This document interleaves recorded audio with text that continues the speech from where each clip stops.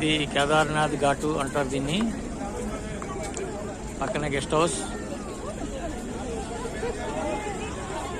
మృత్యుంజయ ఘాట్.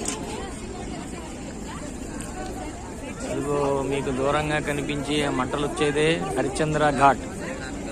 భౌతిక శరీరాలని దహనం చేసేది ఇక్కడే. ఒక్కొక్కసారికి 4-5 భౌతిక దేహాలని దహనం చేస్తుంటారు. అది ఎంతో పుణ్యం చేసుకున్న వ్యక్తి శరీరమే ఉంటుంది. గోదానాలు, భూదానాలు, స్వర్ణదానాలు, అన్నదానాలు చేసేటువంటి వ్యక్తులు 100కో 1,00,00,000 ఒకళ్ళిద్దరు ఇక్కడ దహనం జరుగుతూ ఉంటాయి. ఒక్కొక్కసారికి 5-6 దహనాలు అవుతూ ఉంటాయి. ఇది కాకుండా మణికర్ణికా ఘాటు దగ్గర శవాలను దహనం చేసేది ఉంది. అదైతే ఒక్కసారికి 10-12 శరీరాలను దహనం చేస్తుంటారు. మొన్న మేము వెళ్ళినప్పుడు చూసాము. ఆ పక్క నుంచి వెళ్ళాం. ఈ పక్కన ఒక 5, ఆ పక్కన 5 కాలుతున్నాయి. మళ్ళీ ఒక 5 రెడీ పెట్టారు. మేము వెళ్ళేటప్పటికి ఒక 2-3 శవాలు మాకు ఎదురొచ్చినాయి. వాటిని తగులుకోవడం, ముట్టుకోవడం అంటే ఇక్కడ అలాంటిది ఏమీ ఉండదు. శవాల మధ్య నుంచి వెళ్తారు. శవాలు కూడా మనుషుల మధ్య నుంచి వెళ్తూ ఉంటాయి. మనకైతే శవాన్ని ముట్టుకున్నాం మైలు అది ఇది అంటారు. ఇక్కడ చూడండి ఈ ఘాటుకి దగ్గరలో ఎంతమంది ఉన్నారు. వీళ్ళందరికీ అలాంటిది ఏమి ఉండదు. శవాలు మోసుకుంటూ మనుషుల మధ్య నుంచి వెళ్ళిపోతుంటారు. గుద్దుకుంటూ వెళ్ళిపోతుంటారు. అటువంటి ప్రాబ్లం ఏం లేదు ఇక్కడ. దండం పెట్టుకున్న వాళ్ళు దండం పెట్టుకుంటారు. పక్క తప్పుకున్న వాళ్ళు పక్క తప్పుకుంటారు. వాళ్ళు మాత్రం అలా సాగిపోతూనే ఉంటారు. రోజుకి కొన్ని వేలు కాదు కానీ 100 శవాల వరకు వస్తూ ఉంటాయి. మణికర్ణికా ఘాట్ పెద్దది. ఇప్పుడు ఇది మీరు చూసేది సత్యహరిశ్చంద్ర ఘాట్. ఇక్కడ తక్కువ అంటే రోజుకి 50-60 భౌతిక దేహాలు ఎలాగా దహనం అవుతూ ఉంటాయి.